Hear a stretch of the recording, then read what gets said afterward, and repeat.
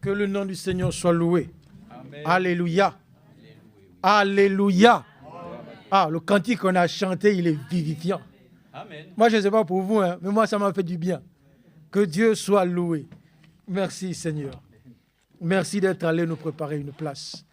Et nous savons que tu reviens. Gloire à Dieu. Amen. Alors, ces nouvelles-là, frères, sœurs, ça doit nous donner la joie. Moi, je ne sais pas. On a tout ce qu'il faut. Ah, je reprends, frères, sœurs. Oui, c'est vrai. Je ne sais plus qui avait dit ça. Le chrétien est l'homme le plus heureux du monde. Celui qui a vraiment rencontré Dieu en Jésus-Christ. Frère, plus de fardeau, tout est paix. Ça doit être comme ça déjà sur terre. Nous suivons bien aimés. Ça ne veut pas dire qu'il n'y a pas les problèmes. Ce n'est pas ça. Mais on a un refuge. Et la joie que nous procure notre Seigneur, elle n'est pas tributaire des biens de ce monde. Elle ne dépend pas des choses de ce monde. Amen. Nous suivons, frères et sœurs. Même si on n'a rien dans ce monde, même si c'est compliqué, c'est normal. Ce n'est pas chez nous. Mais Christ en nous, l'espérance de la gloire, le fait de l'avoir en soi, ça apaise tout. Amen. Amen. Si les frères le permettent par la grâce de Dieu, on va poursuivre élu et prédestiné avant la fondation du monde. Parce que ça ne me quitte pas. J'avais 2-3 écritures dedans, mais bon, avançons. On compte sur la grâce de Dieu. Amen. Que le Seigneur nous bénisse. Ce matin, bienvenue à la maison. On vient pour être béni. On vient pour être encouragé. On vient pour être consolé. Voilà, pour être motivé. La bataille est rude, on l'a chanté. Frère Yann, que Dieu te bénisse vraiment. Nous savons que bientôt, l'épreuve aura son terme. Nous suivons, frères et sœurs. Moi, j'ai une habitude au travail que les collègues ils disent, mais Garcia, toi, c'est vraiment terrible, toi. Moi, quand j'arrive jeudi, mais parfois même mercredi, je suis tout content. Moi, je suis déjà au week-end. Quoi? Je dis, moi, je suis déjà en week-end. Moi, parce que je sais que inexorablement, mercredi va passer. Jeudi va passer. Et quand on arrive jeudi, je dis, oh, moi, j'ai déjà préparé mon planning. Mais toi, tu es terrible. Toi. Mais c'est ça qui me motive. Parce que si je me dis, la semaine va être longue, il y a ça, il y a ça, il y a ça, il y a ça à faire, tu traînes des pieds. Moi, je vois déjà le week-end. Je vais être avec ma famille, je vais voir mes frères et sœurs en Christ, il va y avoir le culte. Donc, toute la semaine, pour moi, elle est terminée. Vous suivez, frères et sœurs? Bientôt, l'épreuve aura son terme. Il faut se projeter vers le retour du Seigneur. Alléluia. Nous suivons, bien-aimés. Il ne faut pas rester dans la basse-cour. Il y a tel problème, il y a ça à régler. Non, non, non. Vous réglez ça. Moi, mon propriétaire, celui à qui j'appartiens, il revient me chercher. Vous voyez, frère? Donc, dès cet instant-là, il n'y a plus rien qui... Non, gardez vos choses. La Bible dit, quand la trompette retentissait pour le jubilé, même si tu avais ton maître sur ton dos, quand ça sonne, tu lui dis ciao, bye bye. Amen. Vous comprenez, bien aimé? Tu dis, bon maître, non, moi je veux être libre. La trompette qui retentit annonce ma délivrance. Amen. Donc, ce que tu m'as fait subir, en bien ou en mal, pendant 50 ans, c'est terminé. Vous suivez, bien aimé? Et nous venons ce matin pour que Dieu nous console, qu'il nous encourage, qu'il nous motive, qu'il nous vivifie. La cité. Yann, vraiment que Dieu te bénisse, frère. Moi, ça m'a. Ah oui, mais oui, ça faisait longtemps. Vous suivez, bien aimé? Réjouissons-nous. Même si, oui, on pleure avec ceux qui pleurent, c'est normal. Nous nous réjouissons avec ceux qui se réjouissent, c'est normal. Mais en Jésus-Christ, c'est pas seulement au ciel que l'agneau essuiera nos larmes, frères, sœurs. Ici, sur terre, il nous console déjà. Amen. Nous devons l'expérimenter. Alléluia. Nous suivons, bien aimés. On ne compte pas sur nous. Non, c'est pas possible. Mais on a un rédempteur. Vous suivez avec moi? Quelqu'un qui a fait de toi et moi sa propriété. Il a déployé sa puissance pour te secourir, Amen. Pour me secourir dans tous nos besoins pendant toute la durée de notre vie. Oui. Oui. Le monde n'a pas ça. Ils n'ont pas quelqu'un qui combat pour eux. Ils n'ont pas quelqu'un qui intercède pour eux. Mais toi, le Fils de Dieu, Il est rentré dans le sanctuaire céleste avec son propre sang. Amen. Et là, il intercède pour toi, frère, sœur. Les péchés passés, présents, futurs. Que Dieu soit loué. Je ne sais pas si j'ai donné cet exemple, je l'avais une fois. Alors, c'est quelqu'un qui est accusé de meurtre. Et véritablement, il a commis un meurtre. Vous comprenez? Donc, la police scientifique, tout le monde vient, on prend des photos, il y a les traces du crime, on filme tout. Vous suivez avec moi? Maintenant, on amène le monsieur devant le juge. On dit, bon, monsieur, vous êtes reconnu. C'est-à-dire que vous êtes déjà même condamné, en fait, parce que tout est là. Le monsieur reconnaît, il dit, oui, je l'ai fait. Et puis, on arrive devant le juge. Bon, apportez les preuves maintenant. On cherche le cadavre, on ne trouve pas. Bon. L'enquête que vous avez menée, amenez les photos, on cherche les photos sont vierges. Suivez avec moi attentivement, frère, sœur. On regarde les écrits, il n'y a plus rien. Mais, bon. En fait, de quoi vous l'accusez? Non, mais il a tué quelqu'un. Bon, mais fournissez les preuves. On n'en a pas. La personne est où? Elle est vivante. Vous suivez avec moi? Bon, mais de quoi vous voulez qu'on juge la personne? Mais en fait, les traces de sang, tout a disparu. Vous suivez bien aimé? Voilà ce que notre Seigneur a fait pour nous. Amen. Vous suivez? L'acte d'accusation. C'est-à-dire que la chose pour laquelle tout le monde devait être triste. Ah Seigneur, j'ai fait ça, je vais au jugement, je tremble, je suis comme ça. Parce que je sais, lui, il l'a pris, il l'a déchiré, il l'a anéanti. Son sang a tout purifié. Amen. Donc quand on arrive au jugement, fournit les preuves du crime, Satan, c'est où? Il n'y a pas. Oui, tel jour en telle année, il a fait ça. Où est la preuve? Il n'y a pas. Vous comprenez? Il n'y a que sa parole. Mais les preuves, frères, sœurs, tout a été lavé, purifié dans le sang de Jésus-Christ. Alors je ne sais pas ce qui nous retient encore. Moi, je suis content que mes péchés soient effacés, qu'ils soient pardonnés. Je regarde ma vie, je dis, Seigneur, heureusement, il y a le sang de l'agneau. Parce avec comment j'aurais pu faire pour tenir devant toi? Mais à cause de Jésus-Christ. Oh, gloire à Dieu. Frères, sœurs, on a de quoi nous réjouir. Il ne faut pas te dire, moi j'ai fait ceci, est-ce que Dieu... Non, Dieu il savait. C'est pourquoi l'agneau a été immolé. Dieu il savait. Amen. Le nombre de nos jours, ce que nous ferions, comment nous ferions. Lui il savait. Ça n'a pas empêché l'agneau d'être immolé pour toi et pour moi. Donc il faut prendre courage ce matin.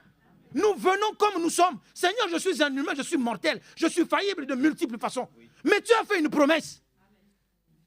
Tu ne rejettes personne. Amen. Celui qui vient, tu l'accueilles comme il est. Donc moi je viens. Amen. Que le nom du Seigneur soit loué. Amen.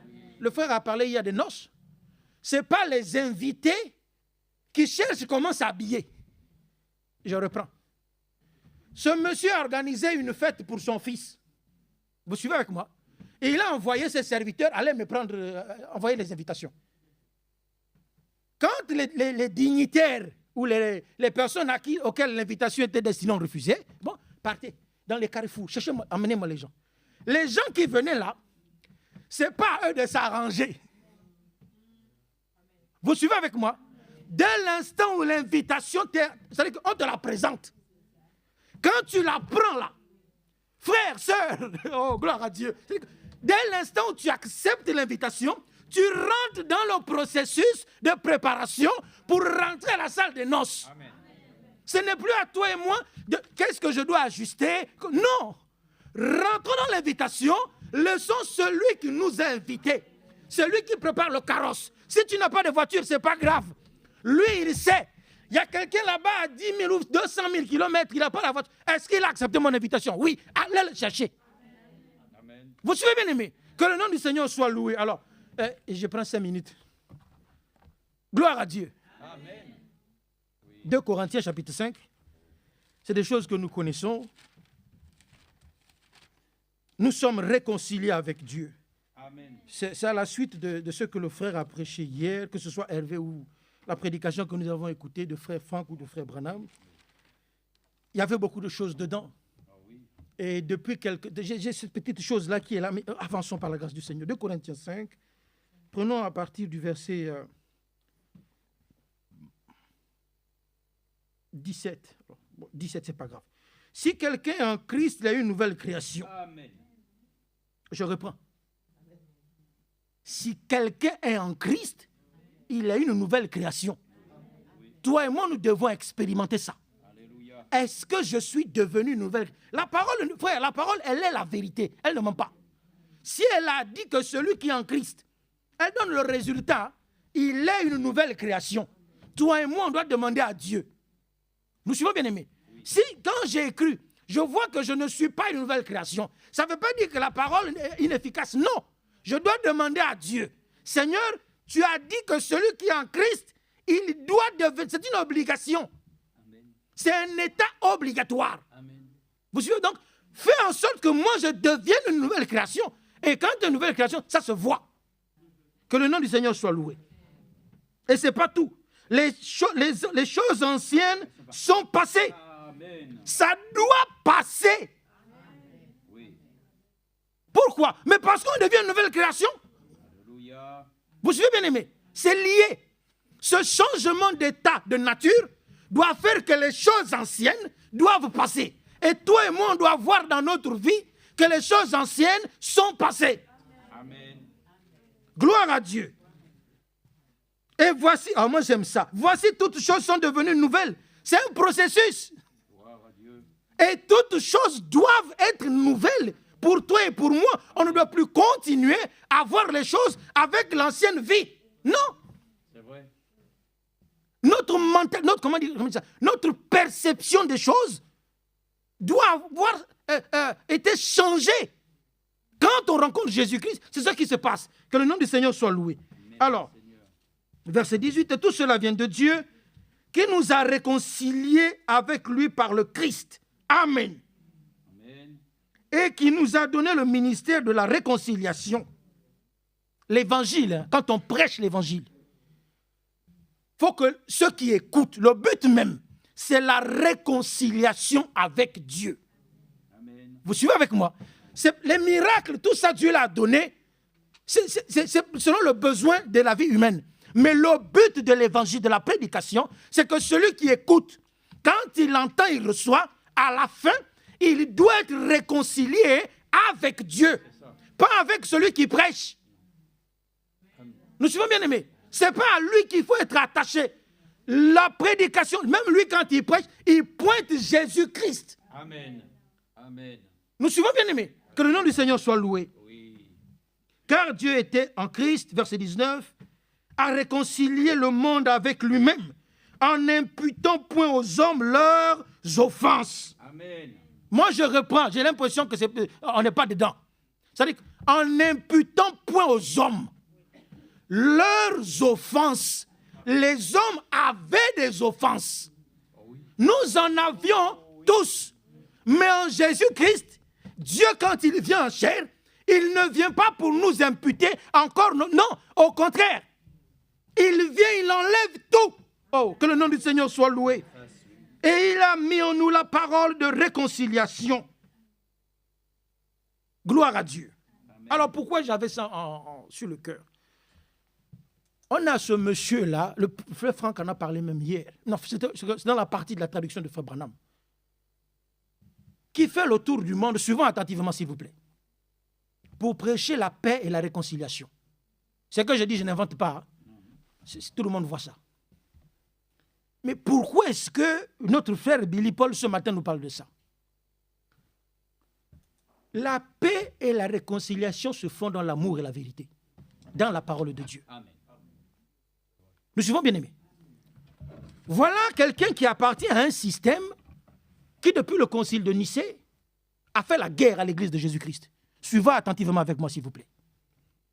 Ce système, elle va brosser un passage hier, a passé tout son temps à massacrer les gens. Sur toute la terre. Suivez bien. Hein? Et puis il arrive, il dit, on va faire la paix. Vous suivez avec moi? OK? C'est quoi la base?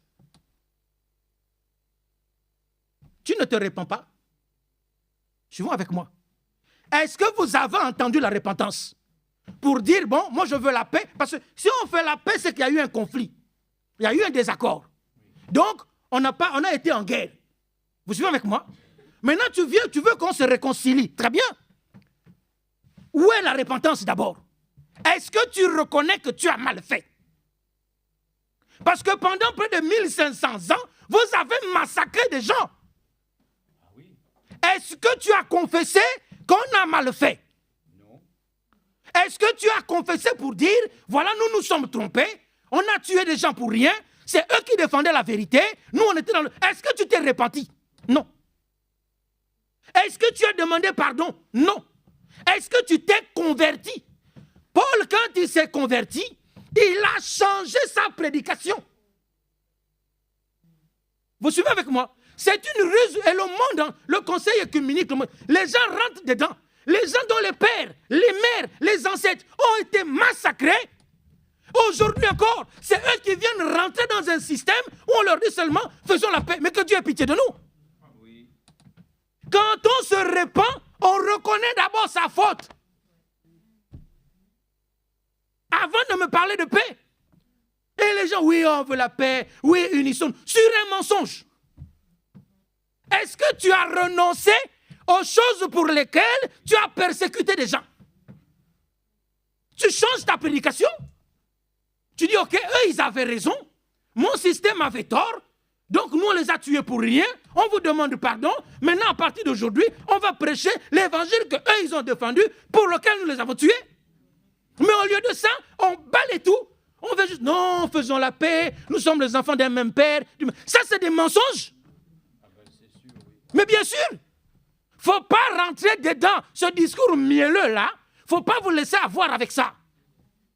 Ne nous laissons pas piéger. C'est des belles paroles. Le monde veut la paix, mais il ne veut pas Jésus-Christ. Mais c'est Jésus-Christ qui est la paix. C'est lui, Jéhovah Shalom. Vous suivez avec moi, frère, sœur? Alors, j'avais ça depuis quelques jours, vraiment. Lisons Acte 19, et je vais m'arrêter. On va laisser notre frère Hervé nous nourrir. Acte 19. C'est juste pour illustrer quelque chose. Acte 19, que je le trouve quelque part. Acte 19.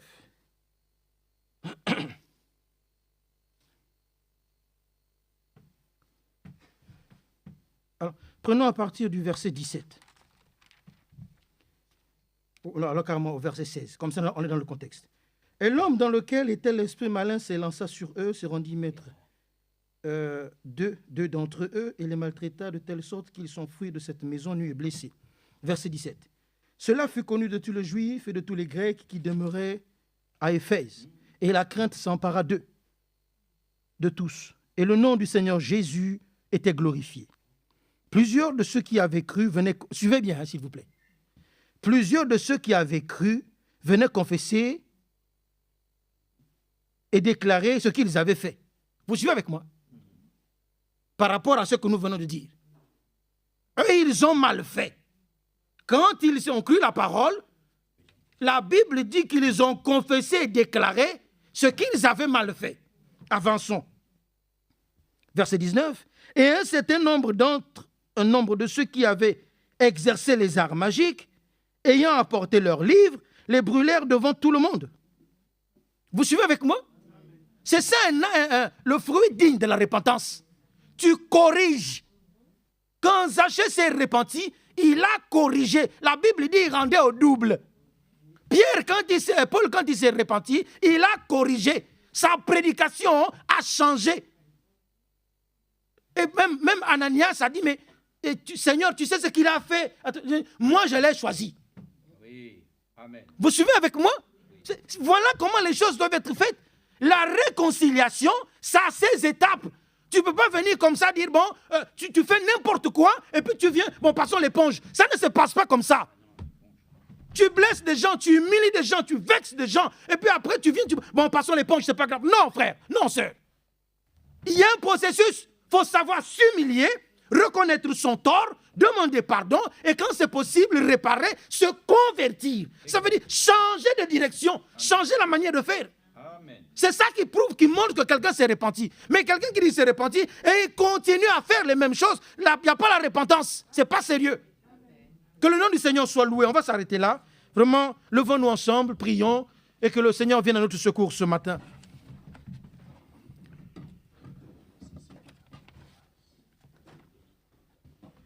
Dieu notre Père, nous te rendons grâce ce matin, Seigneur, pour le privilège que tu nous accordes de pouvoir venir dans ta maison.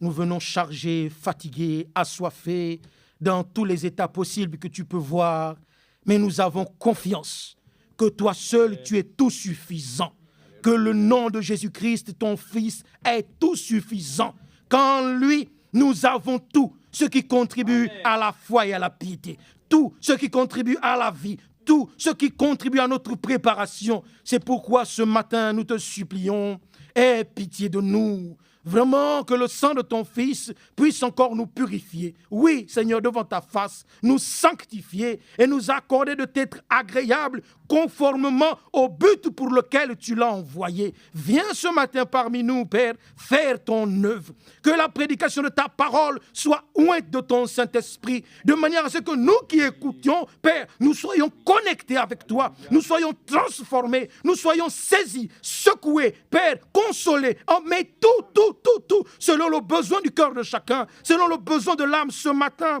Vraiment, viens à notre secours, Père. C'est toi qui es notre secours, notre absolu, notre appui, notre tout en tout. Tout nous vient de toi et nous voulons tout ce qui vient de toi. Accorde-nous ce matin la grâce de recevoir tout toi. Sous l'écoute de ta parole, Père, vraiment nous te supplions. Bénis puissamment ton serviteur, oins-le. L'auditoire, nous te le confions. Visite, circule. Oh Père, vois dans les cœurs. Toi-même, ce sont des temples que toi tu as rachetés pour être une habitation de Dieu en esprit. Maintenant, nous venons dans l'état où nous sommes. Viens faire le travail. Toi qui nous as invités, nous acceptons encore ton invitation ce matin et te disons, Seigneur, prépare-nous pour ton retour. Amen. Fais ce qui est nécessaire dans le cœur de chacun, dans la vie de chacun, afin que nous soyons trouvés conformes lorsque tu viendras prendre ton épouse. À toi la louange, l'honneur, la majesté, l'adoration. Nous te le demandons, Seigneur, au nom de ton Fils Jésus-Christ.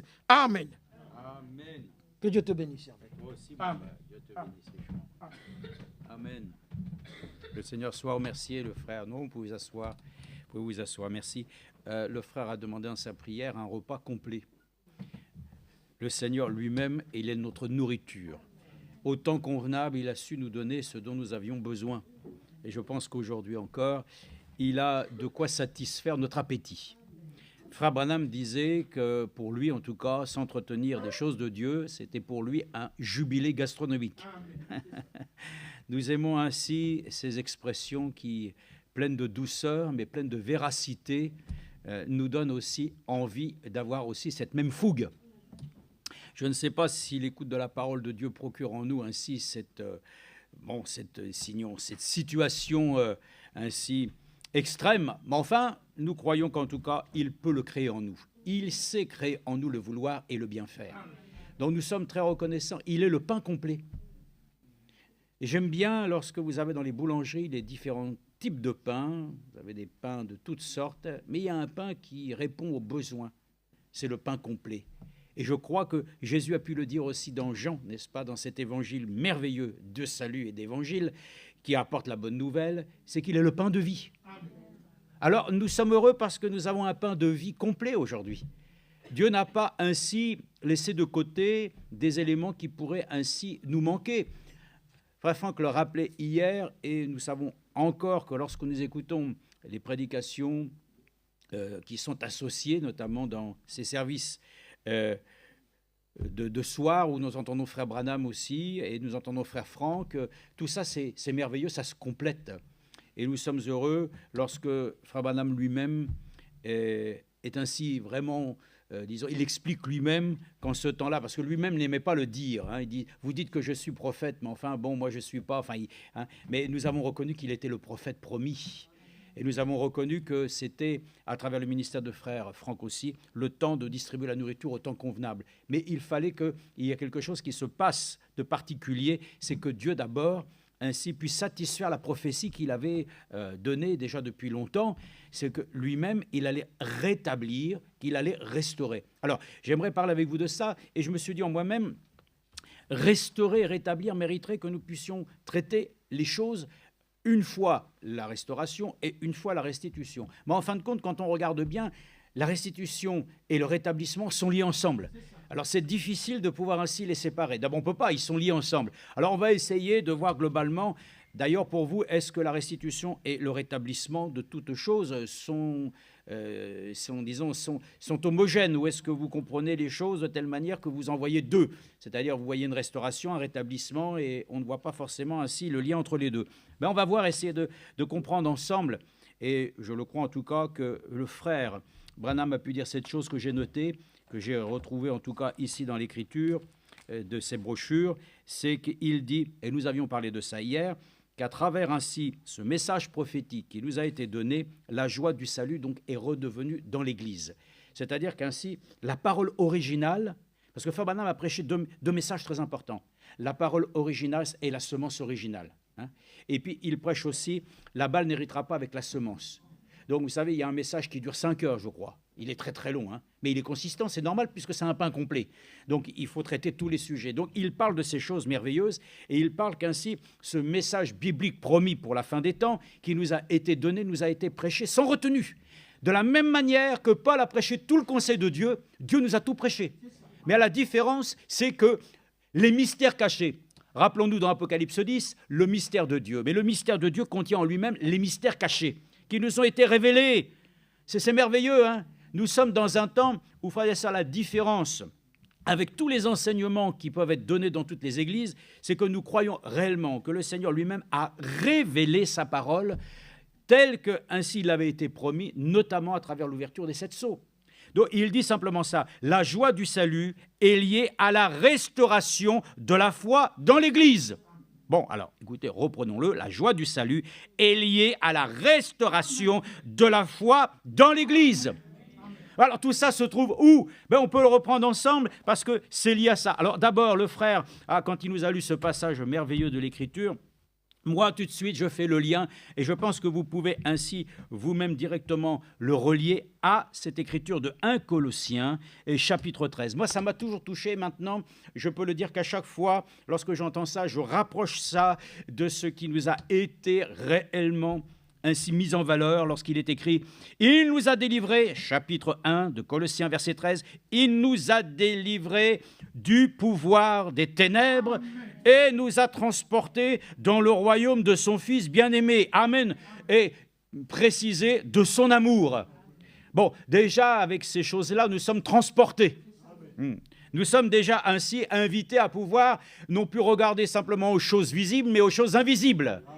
Nous sommes transportés ainsi déjà au pays des Lumières. Déjà, le Seigneur le dit, hein, nous sommes assis dans les lieux célestes en Christ. Donc tout ceci, oui, nous positionne. Et vous allez voir, vous allez comprendre pourquoi je dis ça, parce que aussi, dans ce que nous voulons traiter, il y a toujours deux manières de voir les choses. Vous savez, il y a un sujet sur lequel nous pouvons le croire, nous sommes encore bien terrestres. C'est-à-dire, nous vivons dans un corps de chair. Mais pourtant, déjà, nous ne sommes plus simplement que des êtres ainsi périssables de cette terre. Nous avons déjà en nous la vie éternelle. Donc, il y a déjà quelque chose qui germe en nous, n'est-ce pas, hein? Mais cependant, tant que ce vieux corps, ce corps ainsi, comme il est dit, ce corps d'humiliation, hein, que nous avons, on va pas, disons, on va pas le rejeter ce matin, hein. On ne va pas le mépriser, on va pas. Non, Dieu lui-même déjà, il a, comme le frère l'a dit, il nous a ainsi accordé le salut. Donc, nous sommes reconnaissants que ce n'est pas la chair ni le sang qui hériteront du royaume des cieux. Mais nous savons que c'est l'Esprit de Christ qui est en nous, qui nous a régénérés et qui a fait qu'ainsi nous puissions considérer que ce vieux corps de chair, il n'héritera pas non plus. Ainsi parce que nous allons être revêtus de nouveaux corps. Bon, ça c'est les choses. Mais il dit maintenant, en qui nous avons la rédemption, le pardon des péchés. Amen. Donc, c'est lié directement avec ça. Et nous pouvons le dire que la folie de la prédication, c'est de prêcher cet évangile afin que les hommes soient sauvés. La volonté de Dieu, c'est que les hommes soient sauvés. Et puis, nous pouvons le dire qu'à travers ce que nous disons, nous ne pouvons pas nous contenter simplement de le dire ainsi. Nous le faisons comme Paul a dit, nous vous en supplions, soyez réconciliés avec Dieu. C'est une supplication. Mais j'aime cela parce que c'est en Christ que nous trouvons cette chose. Il est l'image du Dieu invisible, le premier-né de la nouvelle création. C'est ça sur lequel nous devons faire reposer notre foi. pas de l'ancienne création. Ce qui est venu premièrement était d'abord premièrement charnel. C'est l'image ainsi de la ressemblance. Dieu a créé Adam, oui, à sa ressemblance. Mais en Jésus-Christ, nous sommes une nouvelle création qui correspond pleinement, frères et sœurs, à la nature divine. Voilà pourquoi il dit dans 1 Pierre que nous sommes rendus participants de la nature divine. Nous sommes nés du ciel, plus des hommes de la volonté simplement de papa et de maman. Nous sommes nés d'en haut. Oh, gloire à Dieu, c'est merveilleux. J'aime cela, ce principe de la nouvelle création. C'est en Jésus-Christ, il n'y a plus rien à voir avec les choses qui sont liées à la terre. Nous sommes nés de la semence divine. Nous sommes nés ainsi d'en haut. Et puis nous sommes nés aussi du Saint-Esprit. Parce que l'Esprit de Dieu lui-même, ainsi, a régénéré en nous, frères et sœurs, notre vieille vie passée. Le frère l'a dit, la vie d'avant, c'est fini, ça. Et pourtant, l'ennemi dira, oh, regarde, il y a encore un album photo. Si ça te gêne, vaut mieux les brûler. Hein. Si ces photos te rappellent un souvenir malsain, débarrasse-toi de ces choses. Nourris-toi ainsi de cette nouvelle vision. Regardons comme le frère l'a fait chanter la nouvelle cité, la nouvelle Jérusalem, portant nos regards vers Jésus. Il suscite la foi, l'amène à la perfection. Car en lui, tout a été créé dans les cieux et sur la terre, ce qui est visible et qui est invisible. Trône, souveraineté, principauté, pouvoir, tout a été créé par lui et pour lui. Et il est avant toute chose et tout subsiste en lui. Amen. Mais dans le principe même, vous savez, Dieu est la parole. Et la parole, tout a été fait par elle. Mais Jésus-Christ, il est la parole manifestée en chair. Et combien souvent nous l'avons entendu, il fallait qu'il vienne en chair. Tout ce qui avait été annoncé, tout ce qui avait été prophétisé n'avait aucune valeur si cela ne s'était pas réalisé. En la personne de notre Seigneur Jésus-Christ qui a pris la forme d'un serviteur, il est venu lui-même habiter la chair.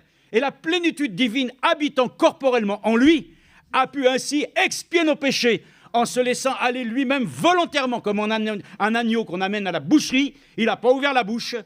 Il a été obéissant jusqu'à la mort. Amen. Et c'est ainsi que nous avons été rachetés de nos péchés et qui a fait de nous un peuple de quoi? De vauriens. Un peuple de sacrificateurs pour notre Dieu. C'est merveilleux. Nous louons le Seigneur. J'aime aussi cette écriture. Voilà, vous la retrouvez dans Apocalypse. Hein. On la lit à la gloire du Seigneur, mais il est dit ici, et qui a fait de nous, verset 6, chapitre 1, un royaume. Alléluia. Des sacrificateurs pour Dieu, son Père. À lui, la gloire et le pouvoir au siècle des siècles. Amen. Donc, nous reprenons le sujet. Oui, la joie du salut est liée à la restauration de la foi dans l'Église. Tout ceci se trouve, bien entendu, d'abord, premièrement, déjà à la fin de l'Ancien Testament. Tout le monde connaît cela, c'est dans Malachie. Et nous pouvons le dire qu'à partir du chapitre 4, parce que toutes les Bibles n'ont pas aujourd'hui les chapitres 3 et verset 4, pour moi, en tout cas, je suis reconnaissant que j'ai pu rectifier en mettant simplement, parce que je le crois, que c'est très important, qu'il y a eu d'abord la venue de l'Élie. C'est vrai, premièrement, l'esprit d'Élie qui est venu avec Jean-Baptiste. On va le voir, la question a été, mais oui, alors on ne comprend pas très bien. Bon, alors, c'est quoi ça, cette chose-là? Jean-Baptiste, il était l'Élie. Oui, alors Élie est déjà venu. Mais il doit y en avoir un qui doit venir. Et il est prophétisé ainsi. Ainsi, alors ça sera donc chapitre 4 pour moi, verset 4. Pour vous, si c'est le chapitre 3, c'est le verset 22. Souvenez-vous de la loi de mon serviteur Moïse, auquel j'ai donné en Horeb, pour tout Israël, des prescriptions et des ordonnances. Voici moi-même, je vous enverrai. Amen. Attendez, je vais vous dire une chose très importante. Ça, c'est Frère Franck qui lui-même l'a dit. Je crois que c'est mercredi. Alors, on va dire, on se réfugie derrière un homme. Non. On se réfugie derrière l'Écriture qui nous a été simplement prêchée. Ce n'est pas l'homme que nous écoutons, le frère l'a dit. Nous écoutons ce que Dieu a dit. Jésus a pu dire que lorsqu'il est venu dans la synagogue, on lui a présenté le livre d'Ésaïe 61. Hein, et il a lu. Et il dit, voilà, ces choses qu'il annonce. Je suis venu annoncer ainsi un grand jubilé. Hein. Il s'arrête là pour ne pas prononcer la parole suivante qui est la condamnation. Et lui-même le dit, cette parole de l'Écriture est accomplie. Alléluia. Je vous dis, frères et sœurs, moi-même, je vous enverrai le prophète Élie avant la venue du jour de l'Éternel. Le jour grand et redoutable, cette parole est accomplie. Amen. Et qui dit, la parole s'est accomplie. Dieu lui-même qui avait promis qu'ainsi, il ramènerait quoi maintenant? Écoutez, il faut voir la chose comme elle est dite ici. Ce n'est pas simplement de dire, c'est une belle phrase, la joie du salut qui est liée à la restauration de la foi pour l'Église. Mais il est dit, voilà la promesse. Il ramènera le cœur des pères à leurs fils, amen, la foi originale, et le cœur des fils à leurs pères. Oh, de peur que je ne vienne frapper le pays d'interdit, le jour que nous attendons, le jour du Seigneur. Vous avez entendu ce qu'a dit Frère Franck hier? C'est quoi le jour du Seigneur? Les adventistes, le samedi? Et pour les autres, c'est le dimanche, le jour du Seigneur. Alléluia. C'est le jour terrible et redoutable pour ceux qui ne se sont pas préparés, mais c'est le jour de gloire pour les enfants de Dieu qui l'attendent avec empressement. Frères et sœurs, pensez la chose, la joie du salut est liée à la foi qui a été restaurée. La foi dont il est dit ici, je ramènerai la foi des enfants à leur père. Qu'est-ce que nous sommes heureux! Nous sommes vraiment contents de comprendre alors que le principe, ici même, que le Seigneur dit « Je vous enverrai », et il nous enverra pour faire quoi? Frères et sœurs, il y a deux éléments indispensables. Il y a le fait d'abord que le Seigneur lui-même doit rétablir. Il doit rétablir toutes choses. Et il doit aussi à nouveau ainsi restaurer. C'est deux choses sur lesquelles nous allons essayer de traiter la chose ensemble. D'abord, premièrement, nous allons voir Dieu va restaurer. Là aussi, nous le lisons très clairement que lorsque nous voyons l'histoire de l'Église, vous savez ce que c'est que l'histoire de l'Église? C'est le plan de blé. D'abord, un enfant de Dieu, il doit comprendre qu'il doit mourir. Il doit mourir. Il doit mourir, pourrir même. Il est complètement dissous. Il est dissous dans le sacrifice divin. Dans la mort de Jésus-Christ, il meurt à lui-même pour renaître. Comme le principe. Ainsi, il fallait qu'il meure afin qu'il ressuscite pour qu'il puisse avec lui nous entraîner dans l'éternité. C'est glorieux. Le principe du plan de blé, c'est qu'aussi l'Église, avec le temps, elle est morte. Mais Dieu l'a ressuscitée dans ces derniers temps, afin de pouvoir montrer que ce n'est ni par les œuvres, ni ainsi par les qualités, ni par les principes et les contextes et tout ce que l'homme pourrait produire, que ça se produit. Non, non, non, c'est une œuvre divine que le Seigneur lui-même a commencé, qu'il doit achever. Donc l'Église elle-même, avec le temps, nous allons voir que depuis le temps même où Paul l'a dit, l'œuvre de l'iniquité a déjà commencé. Le frère l'a dit ici. Vous savez que l'œuvre de l'iniquité, c'est quoi? C'est l'œuvre qui s'oppose à la vérité de Dieu. Donc, nous avons ainsi le principe même de tout ce qui nous a été explicité de manière tellement claire à travers les 7 âges de l'Église que nous ne pouvons pas être trompés ni dupés, car vous êtes même intelligents pour connaître le chiffre de la bête. Monique me dit, est-ce que tu savais que ainsi les dénominations et toutes les églises, c'est ça qui est l'image de la bête? Oui, non, je m'en souvenais pas trop, comme ça. Mais relisons les choses pour ne pas être trompés. L'image de la bête elle-même, c'est une bête féroce qui domine. Elle a le pouvoir atroce. Mais celle qui la représente, c'est tout le cercle de ceux qui adhèrent à lui. Et ça, nous pouvons le dire, remercions le Seigneur que nous sommes sortis ainsi de tout ce système. Et nous allons le voir qu'à travers les âges, ce qui s'est produit, c'est que c'est le principe même qui est repris dans Joël. Joël, c'est merveilleux parce que ça annonce aussi une chose glorieuse. Ça annonce aussi la puissance de Dieu en action. Amen. L'Esprit de Dieu. Les jeunes hommes qui prophétisent, tout ça. Enfin, c'est merveilleux.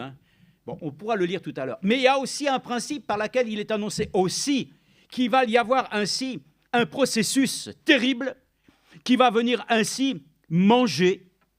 Voilà, une œuvre qui avait commencé aux temps les plus reculés et par laquelle ainsi le système religieux et organisé va absolument détruire ce plan de blé, mais que Dieu lui-même, amen, avait prévu qu'à la fin, il le restaurerait, il le rétablirait dans sa position originale.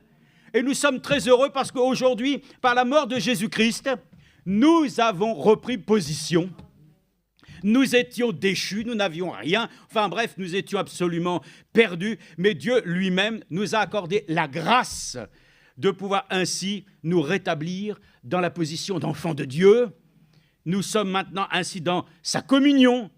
Nous n'avions rien, tout était brisé, et il nous a accordé la grâce, par le salut, de nous replacer à nouveau ainsi en communion avec notre Créateur, réconciliés. Ça, c'est beau, hein? Nous sommes reconnaissants. Donc, la chose est que, quand il est écrit ici, la joie du salut qui est reliée, bien entendu, à la restauration de la foi dans l'Église, ça ne repose pas comme cela, ainsi, dans quelque chose de ne pas identifié. Au contraire, il est identifié dans ce passage de l'Écriture.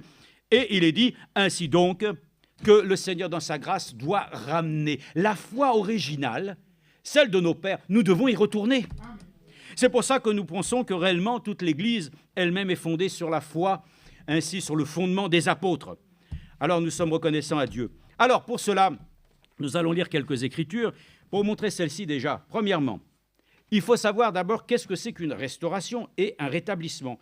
D'abord, premièrement, je peux vous dire que dans le rétablissement, vous allez voir que dans le concept de la parole de Dieu, rétablir, c'est dans le concept, c'est ce que je voulais dire tout à l'heure. Frère Branham a prêché, alors bon, il a prêché parfois des sujets qui ne sont pas toujours des sujets sur lesquels nous avons envie de les aborder ou de les lire, mais il a prêché quand même un message, sous plusieurs d'ailleurs prédications, la démonologie. Ah ben la démonologie, ça traite bien entendu des mauvais esprits. Évidemment, il y en a qui disent « Oh lolo, je ne veux pas ouvrir cette brochure-là, ça me fait peur. » Mais enfin, si Christ, le frère l'a dit, si l'Esprit de Christ est en toi, tu dois pouvoir être informé ainsi que l'ennemi vaincu, il est capable de pouvoir agir ainsi et agir ainsi. Donc voilà, tu découvres ainsi ses manœuvres, mais ainsi en aucune manière, n'est-ce pas, tu ne te laisses impressionner par ça. Hein? Donc le Seigneur nous accorde la grâce d'avoir entendu ça, il a prêché la semence du serpent. Hein? Il a prêché ainsi beaucoup de choses, voilà. Et ces choses-là nous ont montré effectivement que lorsqu'il a prêché aussi, bien entendu, la semence du serpent, toutes ces choses ne nous ont pas effrayés. Hein. Au contraire, ça nous a permis de nous montrer combien ainsi le Seigneur avait agi, voilà, dans le fait que lorsque nous étions perdus, nous n'avons pas été simplement perdus parce qu'une femme a mangé une pomme. Eh non, c'est pas une question de semence. C'est un mauvais ensemencement. Quelque chose qui s'est initié, qui s'est glissé, hein, et qui a amené les hommes à pouvoir se trouver dans des situations terribles. Donc, il a prêché l'aspect physique et l'aspect spirituel. C'est-à-dire que lui-même a montré qu'il y a des démons qui doivent ainsi simplement agir sur les personnes afin d'essayer de les troubler. Ce sont des esprits extérieurs qui sont là pour toujours essayer de vouloir ainsi mettre la discorde. Hein. Mais ceux-là aussi, ils sont vaincus. Bon. Et puis, il y a ceux qui, malheureusement, prennent possession des corps. Donc, ils montrent cette chose par laquelle ainsi, oui, parfois, les maladies comme le cancer et tout ça, il faut qu'ils vivent de la substance de la chair.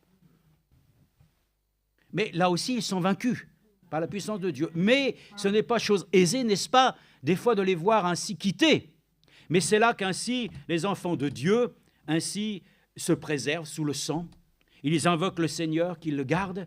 Et ainsi, même à travers ces choses, le ministère de Frère Branham nous a montré que le Seigneur a rétabli aussi la puissance de Dieu. Déjà, puisqu'il dit, ainsi, la restauration des dons a eu lieu. Mais ensuite, il fallait que vienne la chose qui est supérieure à tout cela, c'est que Dieu lui-même nous rétablisse ainsi dans l'enseignement original.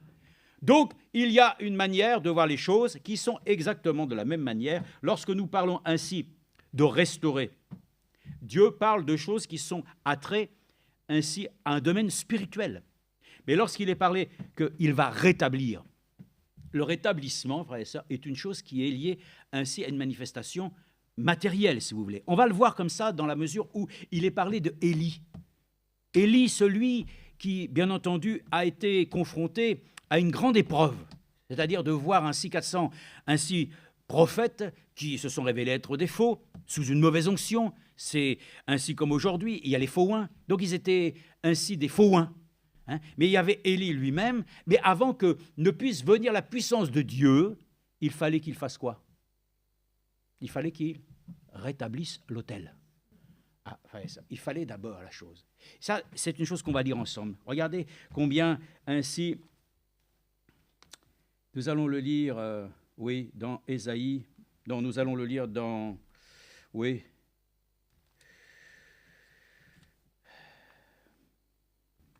Je ne veux pas prendre tout parce que sinon... Un roi. Prenons dans un roi. On va voir ici dans un roi. C'est marqué à plusieurs endroits, mais dans un roi, il est parlé ici déjà de cette notion ainsi de rétablissement. Alors, disons d'abord dans un roi, chapitre 18, verset 30. Un roi 18. Bon, ce n'est pas les pages les plus, disons, usées de notre Bible. Hein. Nous avons d'autres passages. Je regardais l'autre jour, je voyais qu'il y avait des endroits sur le côté de la Bible qui étaient beaucoup plus noircis que d'autres. C'est là que vous pouvez voir tout de suite où vous avez accès généralement plus facilement ainsi dans vos réflexions. Hein. Alors je me suis dit, Seigneur, il faudrait que tout l'ensemble soit bien noirci. Ne choisissons pas toujours les passages qui nous semblent être favorables. Voilà, bien sûr, on peut lire que les psaumes si on veut, bien entendu, mais il faut savoir lire tout le conseil de Dieu. Il faut savoir ainsi nous accorder le temps de la réflexion avec lui et de nous trouver ainsi heureux dans ses voies. Alors, c'est dans 1 Roi chapitre 18 que je trouve avec vous. C'est à partir du verset 30. Oui, il est écrit ici. On va même apprendre à partir du verset 29. Lorsque midi fut passé, ils prophétisèrent jusqu'au moment de la présentation de l'offrande, mais il n'y eut ni voix, ni réponse, ni signe d'attention. Élie dit alors à tout le peuple, « Approchez-vous de moi ». Tout le peuple s'approcha de lui.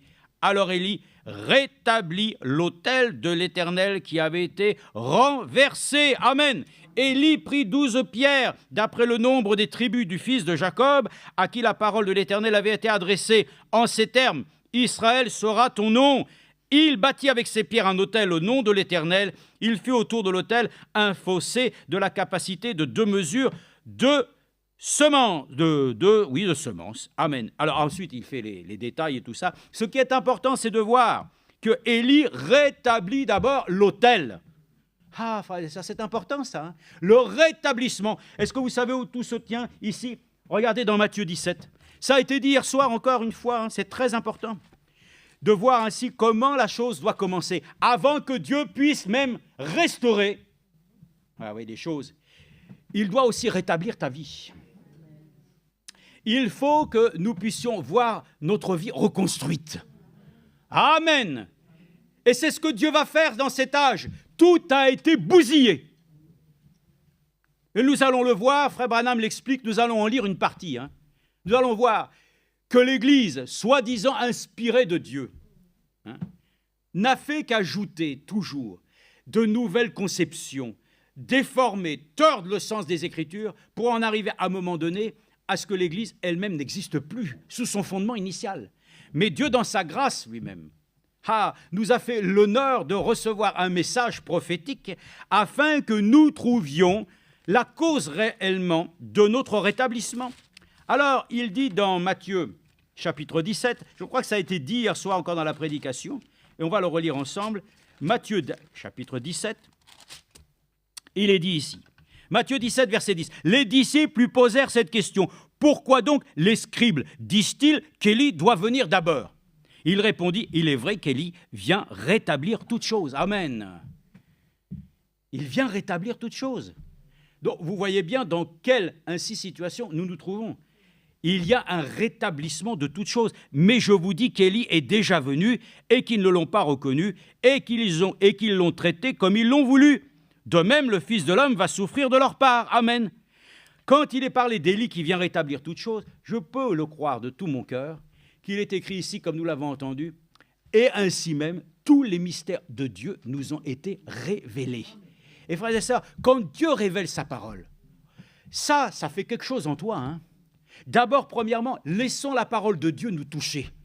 Parce que les gens disent « Oh, je vais servir Dieu, je vais faire ceci. » On demande que l'Esprit de Dieu nous possède. Mais d'abord, demandons à Dieu que Dieu lui-même rétablisse, oui, les choses. Mais qu'il établisse en nous d'abord un fondement biblique.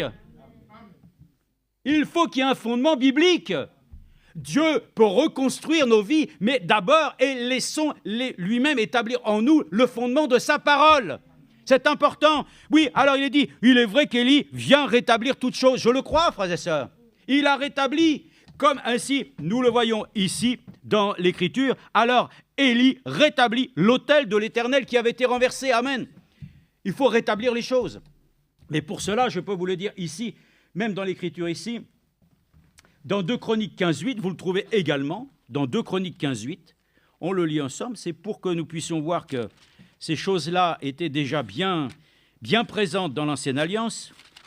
Donc 2 Chroniques, chapitre 15, verset 8.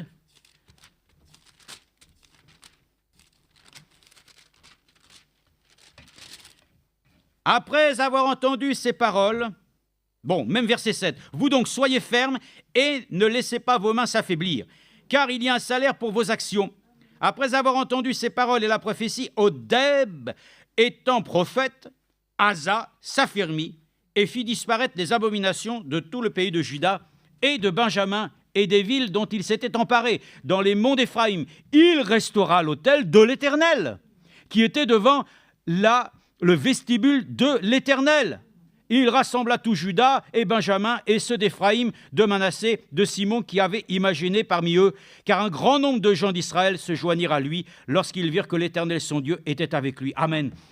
Il y a toujours, frères et sœurs, quand l'action du Saint-Esprit vient, il doit y avoir un rétablissement, bien entendu, et Dieu doit établir formellement, et il doit l'établir d'une manière formelle, que sa parole, d'abord, premièrement, c'est elle qui doit produire en nous ce vouloir et ce faire.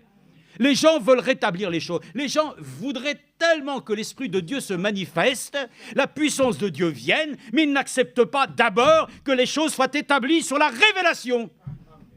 Dieu lui-même a accordé sa grâce, frères et sœurs, de nous visiter.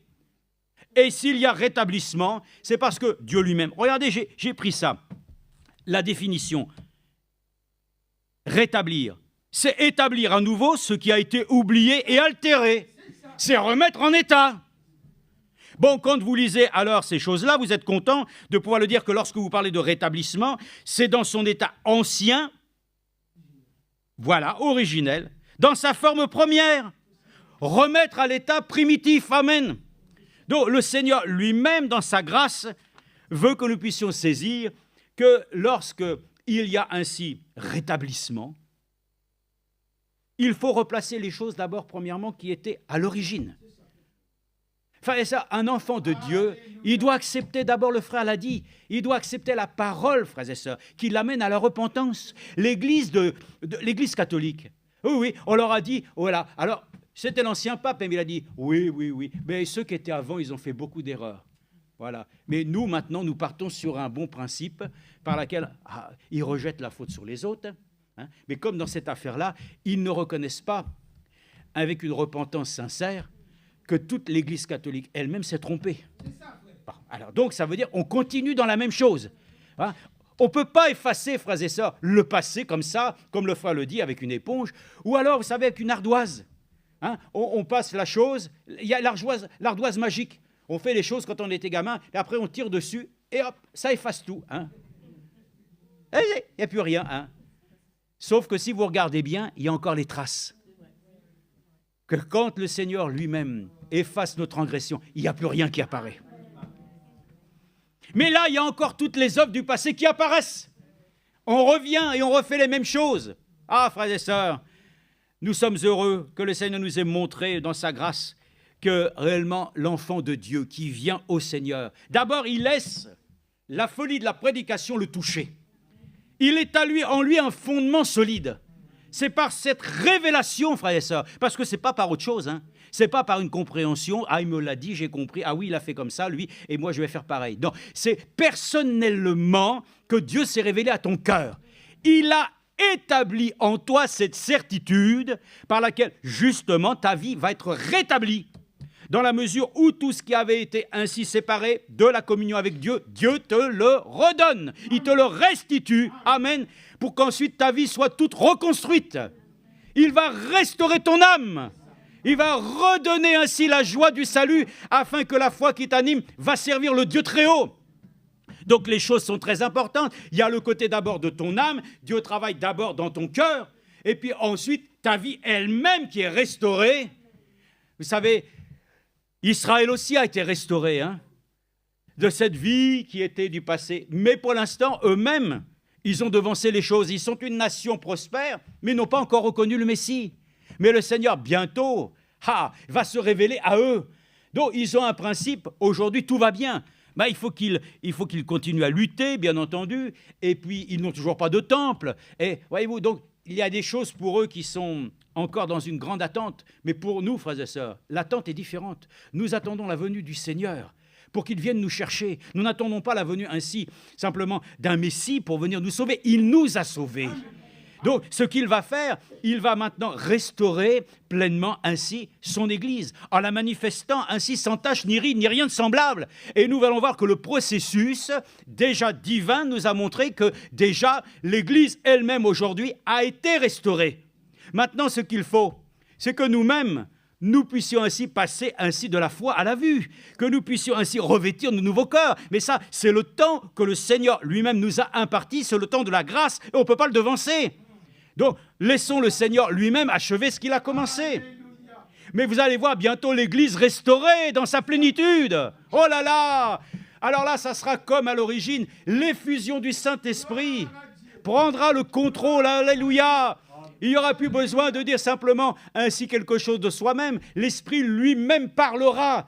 La parole parlée. Ainsi les choses glorieuses. Alléluia. Mais nous sommes déjà dans le processus que Dieu lui-même, frères et sœurs, nous a rétablis dans ce qui était à l'origine, l'enseignement. Ça, nous sommes dedans, frères et sœurs.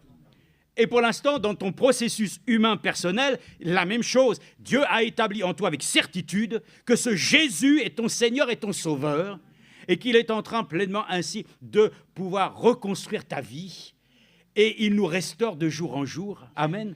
Alors nous sommes reconnaissants que nous appartenions au Seigneur. Alors, je voudrais lire aussi avec vous. On va le citer comme ça. Dans Genèse 40, 21, il y avait un homme qu'on appelait les chansons. Vous savez, c'était celui qui était prisonnier, avec le panetier. Les chansons, c'était celui qui goûtait les vins. Il y a eu une histoire, une embrouille, et puis tout ça, à un moment donné, ils se sont retrouvés en prison. On ne savait pas qui était le juste, qui était le faux. Mais à un moment donné, ainsi dans la prison, c'était Joseph. C'est Joseph. Joseph était dans la prison pour pouvoir ainsi, à un moment donné, de la part du Seigneur, lui dire, tu vas être rétabli. Tu vas être rétabli. Ah bon? Oui, tu vas être rétabli. Puis par contre, l'autre, il a été condamné. Donc, il a été rétabli. Et vous savez que l'histoire a été que Joseph a pu lui dire, quand tu iras ainsi vers le Pharaon, tu parleras de moi. Non, la Bible dit qu'il n'en a jamais parlé. Il y a beaucoup d'enfants de Dieu aussi qui ne sont pas reconnaissants. Dieu fait quelque chose, puis après ils oublient. Quand Dieu fait quelque chose de bon pour nous, soyons toujours reconnaissants, n'est-ce pas? En tout cas, lui, il a été rétabli. Amen. Donc, il a repris sa position. Amen. Il était là, auprès des autorités, pour à nouveau officier comme il était, et chanson.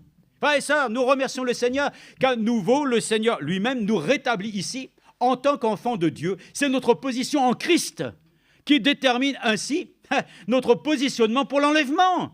Nous sommes rétablis, frères et sœurs, voilà, dans les choses que le Seigneur est en train d'accomplir aujourd'hui. Beaucoup sont sortis de cela, pourquoi? Ils sont rentrés dans les systèmes. Ils sont rentrés dans tout un système qui les a amenés loin ainsi de l'ordre de Dieu. Alors, on va essayer de passer. Qu'est-ce que je peux dire? Oui, Psaume 19.8. Prenons ça. Regardez comment il est écrit ici. Psaume 19.8. Psaume 19.8.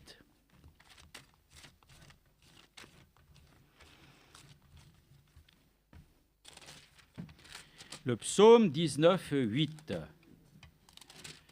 On peut le lire, on peut le lire comme ça directement. La loi de l'Éternel, alors c'est en relation avec Jacques chapitre 1 verset 25, celui qui a plongé les regards dans la loi de l'Éternel, la loi parfaite. Pour lui, c'est la plénitude. Et il dit, la loi de l'Éternel est parfaite, elle restaure l'âme. Amen. Gloire à Dieu. C'est merveilleux, si tu crois de tout ton cœur que tu as établi ainsi en toi cette parole révélée pour ton temps. Tu vois ce que Dieu va faire. Ton âme va être restaurée. Amen. Alléluia. Laissons-nous restaurer par le Seigneur, lui qui a déjà rétabli, frères et sœurs, tous les éléments pour que nous puissions croire de la bonne manière, que nous ne soyons pas trompés à croire ainsi dans des roublardises qui viennent, comme le frère nous l'a dit, de situations sur lesquelles on bidouille. Frères et sœurs, nous n'avons rien d'autre à faire que nous en remettre entièrement au Seigneur. Ainsi donc, quand la parole de Dieu a été prêchée, il est dit, que ferons-nous, frères, après avoir entendu une telle écriture? Repentez-vous et soyez baptisés au nom du Seigneur Jésus-Christ. Voilà notre doctrine. Nous avons été rachetés au prix du sang. Nous sommes baptisés au nom du Seigneur Jésus-Christ pour la rémission de nos péchés. Et nous sommes très heureux, frères et sœurs, que de pouvoir le dire, qu'ainsi un homme envoyé de Dieu, un prophète, nous a introduits, frères et sœurs, dans ces révélations indispensables pour les enfants de Dieu, afin qu'ils soient ainsi identifiés dans la parole de Dieu révélée pour notre temps, là où le Seigneur lui-même enverra sa puissance, afin que l'Église manifeste une épouse. Pas, frères et sœurs, une religion, pas des dénominations, qui sont les filles de la grande prostituée. Donc, remercions le Seigneur, le Dieu Tout-Puissant, que le Seigneur nous accorde son aide. Alors, il y a quelque chose ici que je lis, j'ai noté. Donc, nous allons aller dans Joël, et nous allons voir comment, ainsi justement, dans ce grand processus, où Dieu lui-même prend soin de nous envoyer sa précieuse et sainte parole, lorsqu'elle est acceptée, que réellement elle est reconnue pour vraie, Dieu va faire quelque chose avec ça pour toi. Ta vie va devenir différente. Elle va devenir quelque chose qui doit refléter ainsi une partie du temple de Dieu. D'ailleurs, nous sommes nous-mêmes le temple de Dieu et nous sommes des pierres que Dieu assemble et nous sommes très heureux de voir comment dans Joël, ainsi, Frère Branham lui-même a pris ce message pour nous montrer qu'est-ce que réellement Dieu a fait durant, disons, ce temps précis au regard de ce qui avait été prophétisé ainsi du temps ainsi de Joël. Alors, il dit ici 4 sauterelles. Il est parlé, réjouissez-vous, on va prendre à partir du verset, on va prendre à partir du verset 21. Terre, sois sans crainte, sois dans l'allégresse et réjouis-toi, car c'est l'Éternel qui a fait de grandes choses. Bêtes des champs, soyez sans crainte, car les pâturages du désert reverdissent, car les arbres portent leurs fruits. Le figuier et la vigne donnent leur richesse, et vous, fils de Sion, soyez dans l'allégresse. Réjouissez-vous en l'Éternel votre Dieu. Voyez-vous, c'est ça, la joie du salut est là. Elle est là, elle est ainsi, elle est sous couveuse. Mais lorsque le temps est venu, ça, c'est pas resté sous couveuse, c'est venu à la vie. Et c'est pour ça que, voyez-vous, la foi originale, ça a été manifesté. Comment? Par le ministère de Frère Branham, nous avons vu qu'il a révélé qu'il était le même hier, aujourd'hui, éternellement, qu'il n'avait pas changé, et qu'ainsi, tout ce qui avait pu être ainsi dans tous les siècles de l'histoire de l'Église, ainsi, totalement ainsi, amené ainsi à être anticonforme à la foi, le Seigneur fait cette promesse. Et réjouissez-vous en l'Éternel votre Dieu, car il vous a donné la pluie salutaire, il a fait descendre l'averse pour vous, pluie d'automne et pluie de printemps, amen. Au premier mois, gloire à Dieu, c'est accompli aussi ça. Les airs se rempliront de grains et les cuves regorgeront de vin nouveau et d'huile. Et vous savez ce que nous disons aujourd'hui? Oh Dieu, envoie une pluie maintenant d'arrière-saison. Il le faut. Mais il dit, voilà, je vous restituerai les années qu'ont dévoré la sauterelle, le grillon, le criquet et la chenille. Amen. Quand nous parlons de rétablissement et de restauration, c'est lié directement à ça. Alors, on va essayer de voir comment l'homme de Dieu a pu dire les choses en lisant certainement quelques passages d'une brochure. Mais il dit d'abord, pourquoi 4 sauterelles? Il dit d'abord 4 sauterelles, c'est la même, mais sous différentes formes. C'est comme le cavalier, c'est le même, mais il se déguise en différents. Pareil. Et il dit, les 4 sauterelles ici représentent, ils sont l'esprit de l'Antichrist, manifesté. Alors écoutez bien. Et c'est ce qui s'est passé, frères et sœurs, durant l'histoire de l'Église. Voilà tout ce qui s'est produit. Ce qui s'est produit que Dieu a restauré. La première chose, il dit, ils sont l'esprit de l'Antichrist, manifesté dans l'organisation, la domination, la dénomination et la fausse doctrine. Nous remercions le Seigneur qu'à travers les âges, nous avons vu comment tout a été dévoré, comment tout a été annihilé et comment Dieu, dans ces temps, nous a accordé la grâce de pouvoir voir ainsi être restauré ce qui a été, voilà, durant tous les temps, ainsi amené comme une sorte de néant. Mais Dieu lui-même va nous dire ces choses et nous allons les lire ensemble dans un message « Je restaurerai ». Il y a un autre message où Frère Branham aussi prêche ainsi les 4 sauterelles. Donc ces 4 sauterelles sont exactement ainsi une manifestation d'une seule. Et la particularité de la sauterelle, c'est qu'elle dévore. Elle dévore. Alors lisons s'il vous plaît quelques écritures ici. Mais il y a quelques grandes choses ici que je voudrais mentionner, et c'est Joël, le prophète qui était l'aigle de Dieu, qui est monté jusque dans la sphère de Dieu, et il avait vu venir le jour. Pierre l'a cité le jour de la Pentecôte dans Joël 2,38. Il a dit « C'est ici ce qui a été dit par le prophète Joël, et Joël avait vu cela venir. Et si la prophétie de Joël a été si précise qu'il a vu la Pentecôte plusieurs centaines d'années avant qu'elle arrive, alors certainement la prophétie qu'il a donnée pour ce jour-ci, nous pourrons dire qu'elle sera précise. Mais c'est ce dont je voudrais parler, c'est ceci, les 4 grands destructeurs. Le premier, c'était le gazam. Et le suivant, c'était la sauterelle. Et le suivant, c'était le gélec. Et enfin, le asile. C'était des destructeurs, et ce qu'ils détruisaient, c'était l'héritage de Dieu, sa vigne. Oh, frères et sœurs, si ça a été détruit, dites-vous bien que ça a à nouveau revenu. Cette chose, frères et sœurs, ce qui tenait l'Église, Dieu nous l'a restauré. Il nous l'a rétabli, en envoyant ainsi son prophète. Et je crois, frères et sœurs, qu'aujourd'hui, l'Église elle-même est en pleine restauration. Oui, ça paraît, de première vue, ça ne paraît pas glorieux. Mais frères et sœurs, ce n'est pas notre œuvre, c'est son œuvre. Et ce n'est pas ce que nous voyons avec nos yeux qui compte. C'est ce que Dieu, lui, a vu d'avance pour nous. Et frères et sœurs, c'est ça. Ayons foi en Dieu. Même si les choses ne semblent pas nous donner raison. Et comme il est dit, Abraham crut, malgré que rien ne pouvait ainsi lui donner raison. Il n'y avait rien, il n'y a rien, il ne pouvait pas poser les choses, rien, nous aussi, frères et sœurs. Il n'y a rien qui puisse nous donner raison, mais la parole de Dieu nous donne raison. Oui, frères et sœurs, l'Église, à travers les âges, s'est vue ainsi dévorée, ainsi par ces sauterelles qui représentent donc l'esprit antichrist. C'est exactement ce que nous avons vu, à travers ainsi les brochures, la ligne de vie et la ligne de mœurs. C'est l'œuvre de l'iniquité. C'est toute l'histoire que nous savons être relatée et qui, jusqu'à aujourd'hui, va amener ainsi l'Antichrist lui-même à pouvoir venir très prochainement ainsi exprimer ses grands désirs. C'est d'amener tout le monde sous sa coupe. Mais nous sommes dans la coupe de l'Alliance. Et nous remercions le Seigneur que nous puissions lire. Si vous examinez exactement vos insectes, et ces 3 ou plutôt ces 4 insectes, c'est le même insecte sous différentes formes. Le asile, la sauterelle, le gélec. Et je vais vous dire, je les ai confondus. Mais le premier était le gazam, ensuite la sauterelle, puis le gélec et le asile. Nous avons appris que c'est le même insecte, simplement sous différentes formes de son évolution. Alors bon, si la Pentecôte a été la vigne de Dieu, c'était la nouvelle vigne qui avait poussé. Alors ces 4 destructeurs sont ceux qui ont dévoré et détruit la vigne.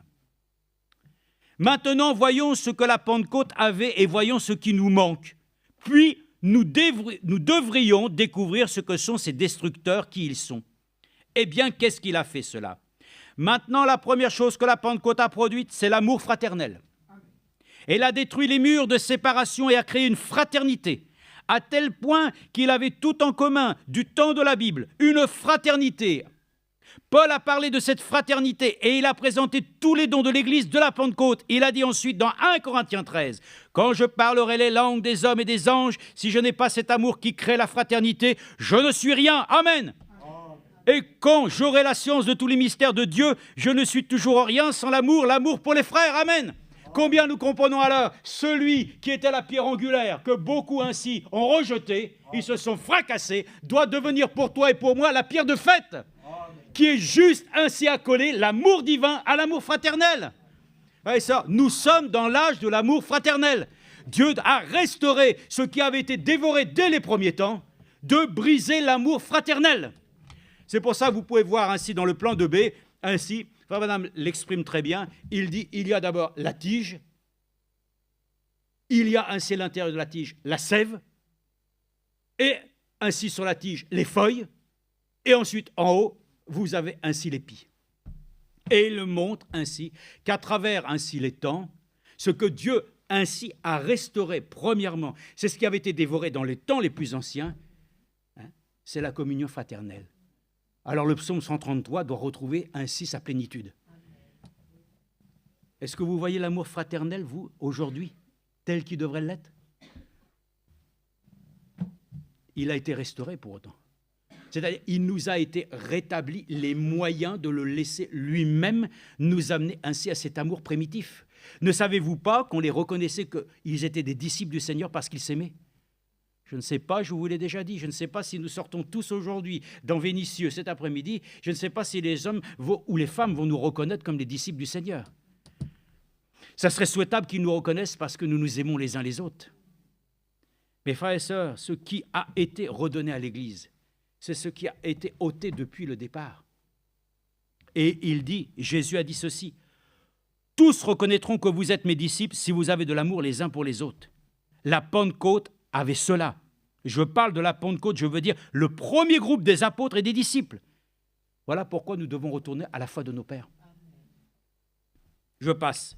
Eh bien, Jésus en a parlé et a dit que c'est Paul plutôt qui a dit « Persévérer dans l'amour fraternel, cela a existé, mais la première Église, mais il s'est passé quelque chose. Il y a quelqu'un du nom du Gazam qui est entré. Et quand il s'est mis à dévorer l'amour fraternel sur cette vigne, il en a coupé le conduit même de la sève. Amen. Oh là là là là. Je sais que tu as su reconnaître ceux qui se disent prophètes et qui ne le sont pas. Mais c'est bien ça. On peut reconnaître, on peut faire des constats. Mais frères et sœurs, quand on lit les lettres à l'Église, ce n'est pas simplement de rester au constat. C'est de prendre ainsi la solution de Dieu pour notre âge. Puisque nous savons que l'Église, elle est nue, malheureuse, pauvre, elle se croit riche. Elle dit, je. Mais le Seigneur dit, ce que je te propose, c'est d'acheter du collier auprès de moi. Et ainsi, nous savons que la promesse de Dieu, c'est de pouvoir ainsi nous trouver dans sa présence, couronnés de celui qui bientôt nous recevra ainsi, comme ça bien-aimé. Donc c'est important. Ensuite, la sève. C'est tout ce qui alimente, frères et sœurs, pour qu'ainsi il y ait croissance. Vous coupez ça, c'est fini. C'est comme si on vous coupe les veines, il n'y a plus de sang. Vous vous videz, c'est fini. Vous comprenez comment c'est merveilleux de voir ce que Dieu avait promis pour nous. Oui, Élie devait effectivement venir, il est venu. Mais celui qui viendra, il rétablira toutes choses. Alléluia. J'espère que aussi ce qui a été rétabli pour l'Église doit l'être aussi individuellement pour chacun d'entre nous. Alors il dit, ils ont coupé même, ainsi donc le conduit. En effet, peu importe combien nous sommes intelligents, peu importe combien nous pensons avoir la connaissance ou combien nous voulons être différents de quelqu'un d'autre, mais tant que ce sentiment fraternel n'est pas parmi nous, nous menons une bataille perdue. C'est vrai, nous ne pouvons pas vaincre, il n'y a pas moyen pour nous de vaincre. Ah, ben oui, c'est comme ça, hein.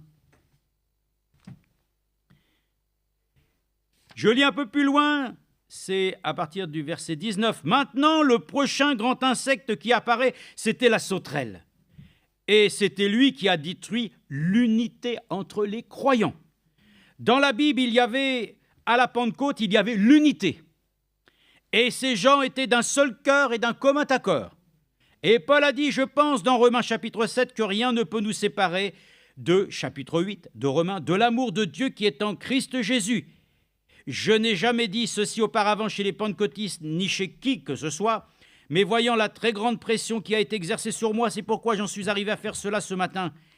Elle est l'Église la plus puissante sur la surface de la terre, elle est l'Église. Il n'y a qu'une seule Église.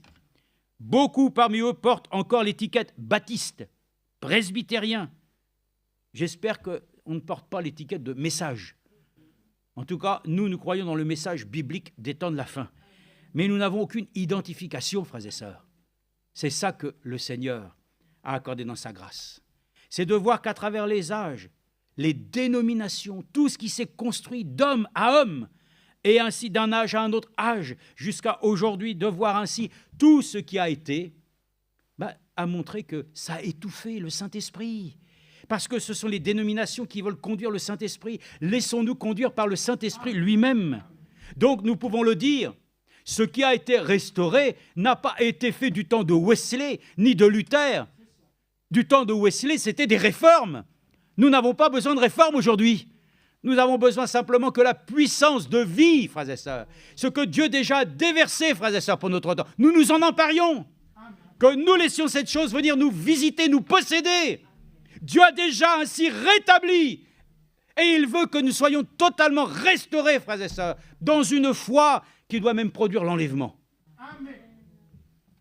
Ayons foi en Dieu.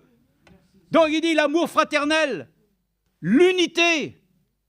Ces choses par lesquelles nous pouvons le dire, jusqu'à ce que nous parvenions à la division. Non, jusqu'à ce que nous parvenions à l'unité de la foi. Voilà pourquoi ce message nous a été donné, afin que nous soyons un. Comme Jésus a dit, le Père et moi, nous sommes un. Je le dis en vérité, ce qui voulait dire le Père et le Fils sont un. Et ils sont en accord. Puissions-nous être en accord. Mais il y a beaucoup de gens qui sont en accord avec eux-mêmes, avec Dieu, mais pas avec le corps de Christ. Et ça, c'est un problème. C'est vraiment un problème. Hein. Quoique je n'en donne peut-être pas l'air ce matin, mais j'ai levé quelques têtes de bétail, et dans le Corrado, on nous faisait paître dans la forêt d'Arapao, et on faisait descendre le bétail, là, à la rivière de l'association Trouble Somme. L'association Hertford fait paître à des ranchs, là, au bord de la rivière Trouble Somme. Bon, je passe parce qu'on va perdre du temps. Alors, je vais verset 21. Ainsi, ce n'est pas seulement parmi les dénominations pentecôtistes, mais dans toutes les dénominations, ce grand gazam a détruit la fraternité. Il l'a fait parmi les luthériens, il l'a fait parmi les baptistes, il l'a fait parmi les presbytériens, il l'a fait parmi les nazaréens, il l'a fait parmi les pentecôtistes, et cela a toujours été ce vieux vers-là, dedans, pour isoler les gens. Amen. Oui, c'est le temps du rassemblement. Est-ce que vous vous rappelez comment frère Franck lui-même a reçu cette parole ? C'est le psaume, je crois, 50 ou 51. Rassemble-moi mon peuple. 50, merci. Tant mieux, c'est bien. 50, c'est Pentecôte. Rassemble-moi mon peuple. La volonté de Dieu à travers cette image, c'est qu'il a dit lui-même à son serviteur, consacre-moi ce terrain. Ils viendront de diverses nations et ils se rassembleront ici. C'est mon peuple. Ah, ouais, ça. On ne va pas à Crefeld simplement pour se rassembler chacun personnellement dans un endroit et un lieu sur lequel on s'est fait sa tanière.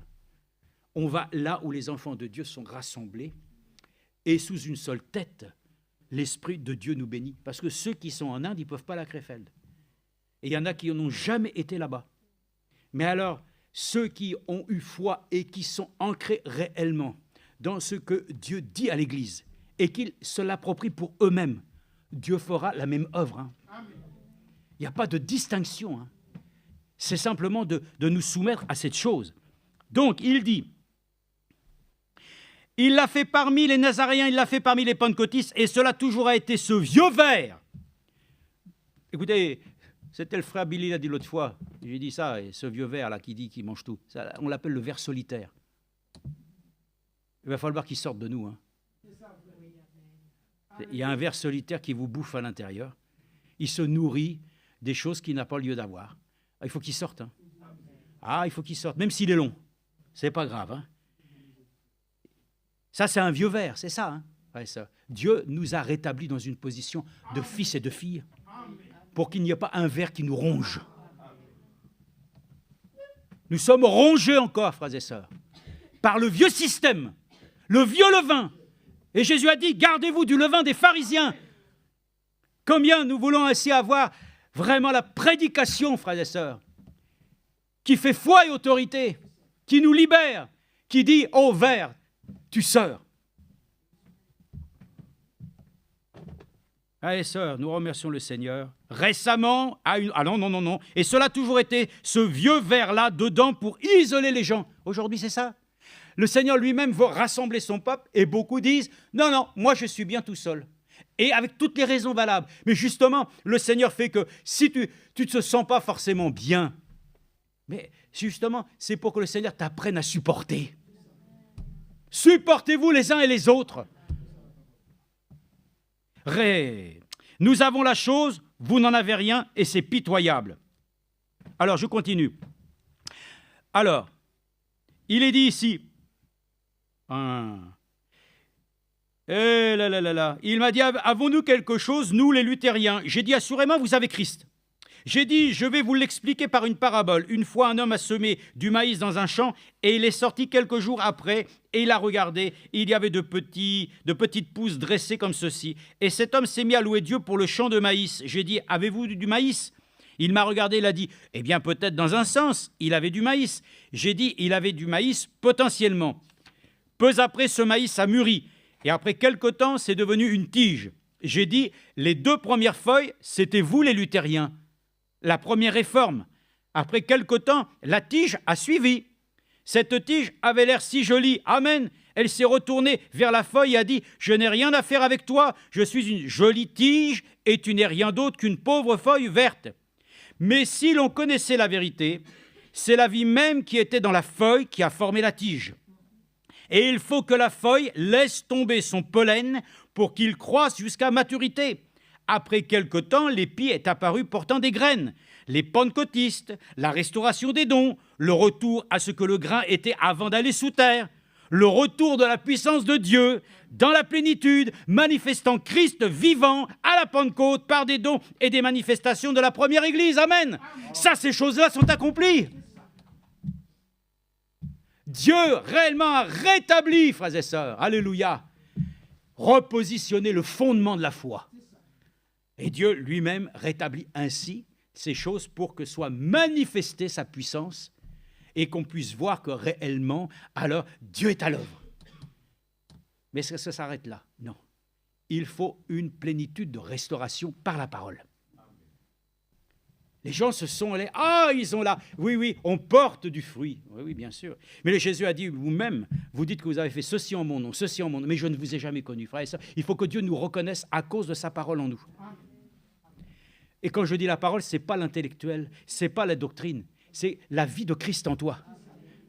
Frère Franck a pu dire, Frère Branham disait, j'aime beaucoup. Alors, Frère Neville, c'est vous qui prêchez ce soir. Ah non, c'est moi, je m'en chargerai. Mais j'aime bien écouter Frère Neville. Parce que sa prédication, il prêche bien et tout ça. Enfin, c'est surtout le fait qu'il prêche ce qu'il vit. Ah, gloire à Dieu. Il dit les meilleures prédications sont celles que l'on vit. C'est pour ça qu'il est écrit que nous soyons des lettres, des épîtres lues des hommes. Donc c'est important. Donc voyez-vous, la plénitude de Dieu arrive au point. C'est pour ça qu'il nous a été prêché, la semence n'arrêtera pas avec la balle. Il faut que Dieu puisse récolter maintenant ainsi sa semence parole en nous. Et frères et sœurs, la pleine restauration verra bientôt l'Église manifestée dans sa plénitude. On est au bout. Amen. Vous sentez, vous savez comment, Frère Branham m'a expliqué comment vous voulez savoir si vous êtes mûr. Mais c'est quand vous arrivez quand même à pouvoir ainsi baisser la tête, à vous humilier devant Dieu. Mais tant que vous êtes encore ainsi prétentieux, relevant, je peux, tu n'es pas encore mûr. Soyons mûrs pour le Seigneur. Frères et sœurs, une pleine restauration jusqu'à ce que nous portions ainsi le fruit, amen, d'un travail que Dieu va reconnaître comme il l'a reconnu. Avec Enoch, il a marché avec son Dieu. Donc il ne fut plus trouvé, il fut enlevé. Mais vous savez, quand cet épi de maïs est apparu, il s'est retourné vers cette tige et a dit, tu n'as rien. Tu n'en fais même pas partie. Et vous, pauvres feuilles luthériennes mortes là-bas, vous ne valez rien. Mes frères, souvenez-vous-en, la maturité du grain vient. La feuille aussi passe par la tige. Mais ce n'est rien d'autre que du maïs plus développé. Alors ne vous moquez pas des luthériens, des baptistes et des méthodistes. N'oubliez pas, c'est une maturation plus grande de l'épi. Mais maintenant, ce qu'il en est, Nous avons gardé cela à l'esprit pendant très longtemps, au point que cela a engendré autre chose. Et nous avons des champignons qui poussent partout, sur les pieds. Ah, frères et sœurs, c'est terrible ça, hein? Des champignons sur les pieds, les verrues et toutes ces choses-là. Oh là là, que Dieu vienne et purifie, c'est vrai. Amen. Il y a quelque chose qui ne va pas, quelque chose ne va pas dans l'arbre qui a le champignon, il a une maladie. Et les pentecôtistes ont une maladie. Il y a beaucoup de champignons qui poussent dessus, c'est vrai. Dans toutes nos églises, on a des champignons qui poussent. Nous avons laissé le vieux Gazam venir avec son aiguison et briser la fraternité, briser l'unité parmi nous. Paul a dit dans la Bible qu'il voulait que nous tous, nous disions la même chose. Il voulait que nous soyons tous dans l'unité. Puis, pendant l'âge des ténèbres, ils sont venus avec une organisation. Ah, très un point. Je suis reconnaissant, frères et sœurs. Dieu est venu avec cette parole briser tout système organisé. Soyons libres, frères et sœurs. Libres. Dans l'église du Dieu vivant, là où est la liberté et l'esprit. Tous ceux qui reforment aujourd'hui des clans ou des choses sur les... sans s'en rendre compte, l'esprit dénominationnel œuvre en eux. Et ça, c'est une chose que nous devons reconnaître. Le Seigneur est venu nous rétablir, frères et sœurs. Et notre restauration, nous manifesterons comme une église libre. Mais avec l'esprit. Parce qu'il y en a qui sont libres, mais s'ils n'ont pas l'esprit, ça ne sert à rien. Donc il est écrit, puis pendant l'âge des ténèbres, ils sont venus avec une organisation. Nous montons. Ils sont venus avec une politique humaine. Les sauterelles ont alors commencé à voler. Le même démon qui a brisé la fraternité essaie de briser l'unité entre les hommes. Et ils ont formé leur première organisation, c'était l'Église. Tu l'as pas dit bien fort. L'Église catholique. Ben oui. L'Église de Dieu n'avait jamais été organisée avant le catholicisme. Et alors, il y a une contrainte. On devait soit faire cela, soit être écartelé par le bœuf. Et on les brûlait. On les livrait en pâture aux lions. On a tout fait. Frères et sœurs, la tribulation, la grande tribulation, on n'y passe pas. Mais si on en avait une, le Seigneur viendra nous chercher. Parce qu'il ferait les mêmes choses. Mais il faut qu'à un moment donné s'accomplisse la parole de Dieu, qu'alors qu'au moment où l'Antichrist descendra sur cette terre, pour pouvoir se manifester dans la bête, hein, et tout ce qui est lié à ce système, nous partons. Ah, j'aime, je me souviens encore, frère Franck qui dit ça, puis qui dit, et voilà, et nous dirons bye bye. Ah, il disait ça. Et j'aimais bien, vous savez, c'était un homme, quand je l'ai entendu à travers toutes les prédications maintenant, c'est un homme qui, vous sentez qu'il a vécu beaucoup de choses, il a connu beaucoup de personnes, et il savait, il connaissait la vie. Et, bon, l'essentiel, c'est de connaître Jésus-Christ, c'est vrai. Mais lui, je crois qu'il le connaissait. Alors, on les a forcés à entrer dans une fausse unité. Les sauterelles se sont mises à piquer. Et c'est vraiment dommage. Après que le asile fut entré dans l'église pentecôtiste et qu'il eut détruit la fraternité, alors la sauterelle est venue après cela et s'est mise à la piquer pour organiser différents petits groupes et briser notre unité. C'est l'un des destructeurs. Amen. Dieu a restauré, frères et sœurs, que nous puissions être une église vivante. L'église du Dieu vivant, celle que Dieu a fait ressusciter, frères et sœurs. On peut le dire, hein. Il nous a ressuscités. Hein. Tout était mort, c'était fini. Et Dieu est venu et il a dit, voilà, je vous enverrai Élie, le prophète, comme il était béni. Il ramènera à la fois ainsi des enfants à leur père. Ah oui, le rétablissement de toutes choses. Vous savez que l'Écriture le dit, hein, que tout ne pourra s'accomplir que lorsque le rétablissement de toutes choses, frères et sœurs, aura lieu. Donc, il y a un temps pour tout, mais vous allez voir un peu, quand ensuite va être rétabli. Oh, dans le règne millénaire, frères et sœurs, la paix va être pendant 1000 ans. Ça va être glorieux. Hein. Dieu va rétablir ainsi pour que cette humanité puisse connaître ainsi la paix. Pour 1000 ans, c'est déjà pas mal. Mais nous savons qu'ainsi, pour l'instant, le Seigneur, dans sa grâce, veut sauver les hommes. Parce que, comme il a été dit, dans le millénium, il n'y aura pas de sauvé. En tout cas, il n'y aura pas de salut, dans la mesure où il n'y aura plus de prédication. Donc, c'est maintenant que nous entendons sa voix que nous devons être attentifs Ainsi donc, je continue. Oui, on est presque arrivé à la fin. C'est pas très long, hein. Ne vous inquiétez pas, c'est pas long, mais c'est bon. Alors, il est dit.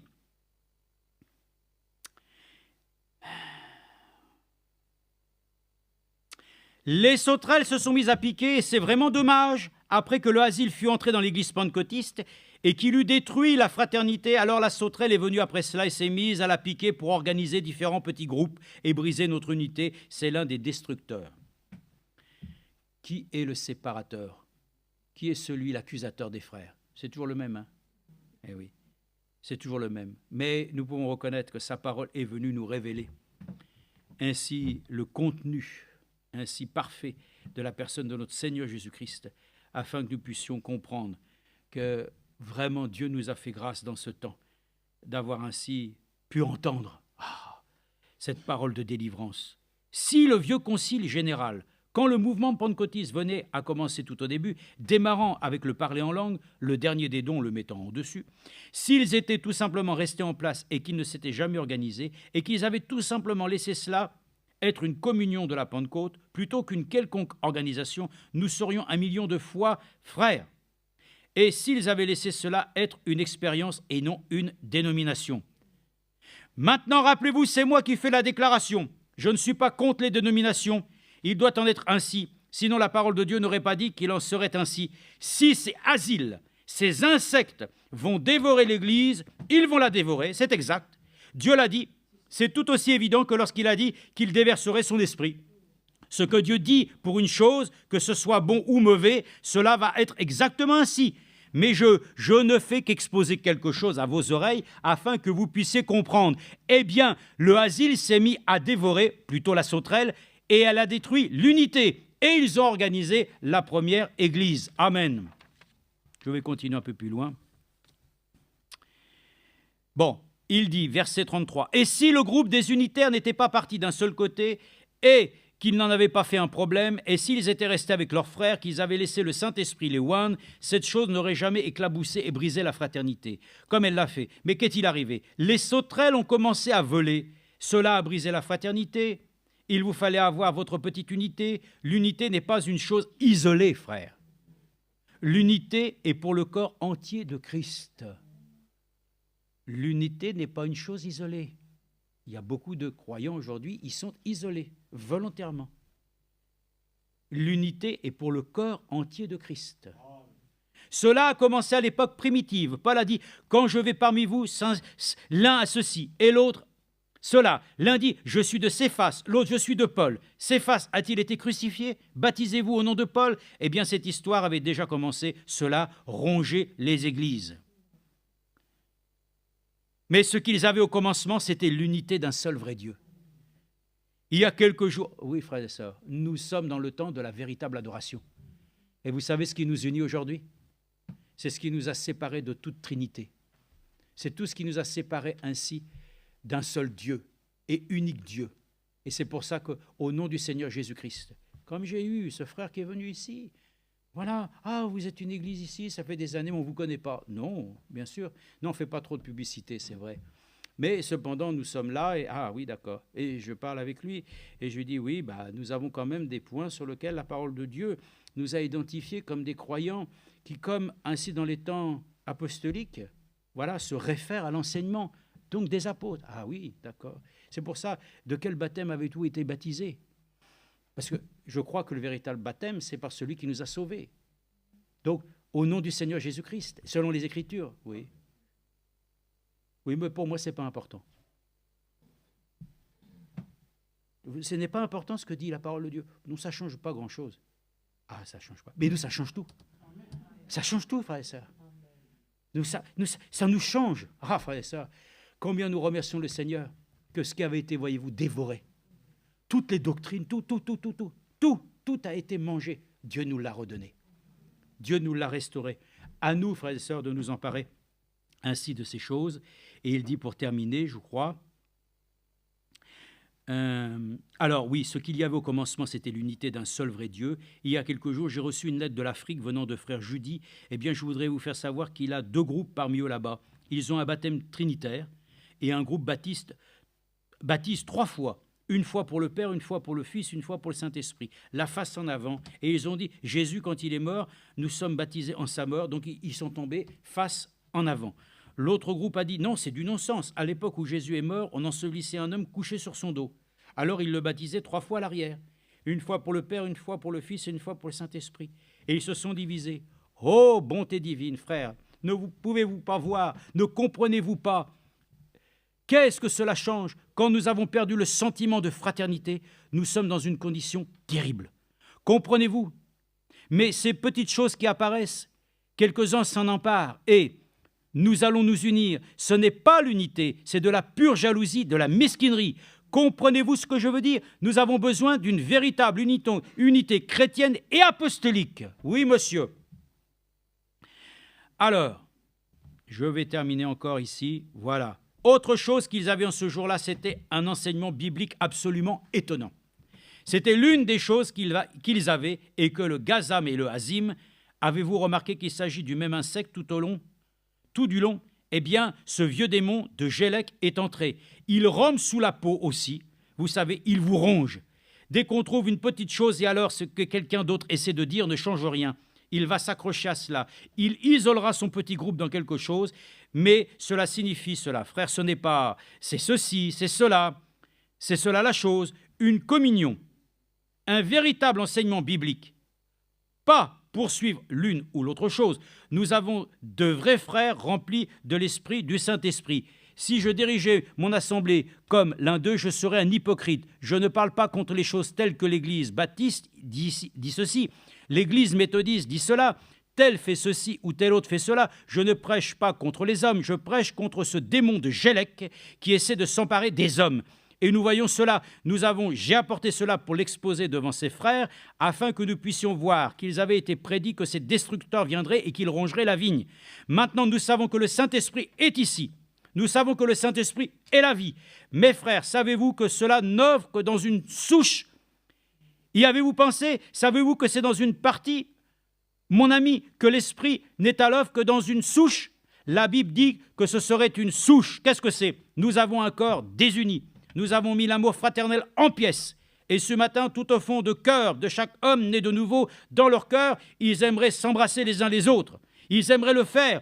Il y a beaucoup de prédicateurs ici à Phoenix qui sont membres des églises de différentes dénominations, qui aimeraient venir ici ce matin et prendre des unitaires, les binitaires, les trinitaires et oublier leurs différences. Christ est dans leur cœur. Mais qu'est-ce qui les empêche? Leur organisation. Si on les surprend dans un tel groupe, ils seront excommuniés. Ça, c'est une fausse unité. La Bible le dit, c'est exact. Dieu n'a jamais organisé son Église.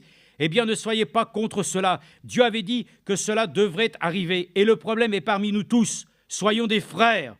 Nous voyons donc toutes ces grandes choses. Et ici, nous séchons tout simplement. Que cette vigne commence ici. Et alors le gazam va détruire la fraternité. Qu'est-ce qui suit? Quand le gazam meurt, il se transforme en sauterelle. Il se met à piquer. Ensuite, la sauterelle s'en va et le gélec vient. Le gélec s'en va et le hazim vient pour achever le reste. Voyez-vous, ça retourne droit à la souche. Et frère, la partie qui a la vie provient de la racine. Jésus-Christ. Parce qu'il était la racine et le rejeton, nous, par nos indifférences, nous avons laissé ces insectes détruire et nous laisser une souche. Y a-t-il de l'espérance, frère Branham? Demandez-vous. Loué soit Dieu, je restaurerai, dit l'Éternel, toutes les années, les bénédictions que le gélec, le hazim, le gazam et tout ce qui a été rongé. Et frère, en tant qu'un homme moyen, d'un âge moyen, en tant que prédicateur de l'Évangile et votre frère qui vous aime de l'amour chrétien, je m'attends à voir le jour. Amen. C'est pour bientôt où ces gélecs et ces hazim vont être pulvérisés avec l'insecticide de Dieu. Et toutes les églises s'embrasseront les unes les autres, les hommes seront des frères et loueront le Seigneur. Amen. Et maintenant, notre pensée fondamentale là-dessus, si Dieu a dit que ces insectes rongeraient son héritage, ne pouvez-vous pas voir, frère, la guérison divine? Pourquoi elle ne perd pas comme il le faut? Ne pouvez-vous pas voir comment nos dons n'opèrent pas comme il faut? Les esprits, ils entreront dans l'église et certains parleront en langue de façon irrespectueuse. D'autres parmi eux n'y prêtent pas attention. D'autres diront ce message-là n'était pas vrai. Ils laissent passer ceci et cela. Alors les dons se manifesteront et ils diront « Oh, Dupont a dit ceci. Ceci était telle chose, et cela était telle chose. C'est le Saint-Esprit, c'est vrai, mais il n'arrive pas à se manifester. Ces petits insectes l'en empêchent. C'est la raison pour laquelle nous ne pouvons avoir un véritable point de suspension. Eh bien, cette grande puissance qui est dans l'Église devrait la parcourir d'une mer à une autre, mer brillante. La grande Église du Dieu vivant devrait avoir chaque puissance. Qu'est-ce qui fait cela? Aussitôt que quelqu'un se lève ici, le asile vient et se met à percer. Mais une chose glorieuse, Dieu avait-il dit qu'il en serait ainsi? Nous le voyons. Et Dieu a dit, je remplacerai. Et c'est ça que j'attends, que Dieu vous bénisse. Amen. Bon, remplacer, c'est-à-dire tout ce qui est ainsi de la structure humaine, Dieu le change. Et ça, comme nous l'avons dit dans la parole d'introduction, Dieu a changé nos vies. Le passé, c'est terminé. Ouais, ça, nous voulons le dire sincèrement. Le Seigneur lui-même a fait des promesses qu'il rétablirait ce qui avait été dévoré. Je crois que nous pouvons le considérer. Dieu lui-même a rétabli l'autel. Comme Élie avait rétabli l'autel, Frère Branham est venu, il a rétabli les principes fondamentaux, ainsi de l'enseignement biblique. Et Dieu, à travers cela, veut maintenant que toute l'Église soit rétablie et manifestée.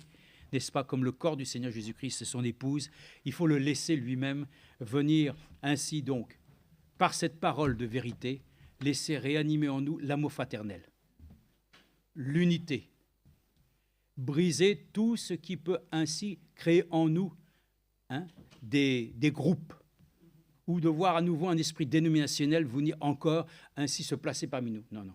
Troisième et dernière chose, et ça c'est important aussi, que nous puissions laisser justement Dieu lui-même agir parmi nous, de le laisser simplement ainsi prendre la place qu'il doit avoir pour nous conduire ainsi ensemble à former ainsi un seul peuple et un seul corps. Bon, que Dieu nous aide, nous sommes reconnaissants, je vous restituerai les années qu'ont dévoré les sauterelles, c'est fait. C'est une chose que Dieu a accomplie en nous envoyant ainsi la promesse d'un prophète qui lui-même rétablirait toutes choses. Oui, et nous le croyons, frères et sœurs. Les choses ont été manifestées, ça a été montré, ça a été prouvé. C'est à nous de nous laisser maintenant achever pour que nous puissions manifester ainsi ce grand amour divin. Ah, l'amour fraternel. Ah oui, il est bon, il est doux. Il est vraiment recommandable ainsi pour des frères de demeurer ensemble. C'est là que Dieu ordonne la bénédiction. Afin que nous parvenions tous à l'unité de la foi. Amen. Afin que nous soyons manifestés comme un seul corps, n'est-ce pas? Que Dieu nous aide à pouvoir ainsi prendre en compte ce que Dieu a fait pour notre temps. Nous le remercions de tout notre cœur, ensemble.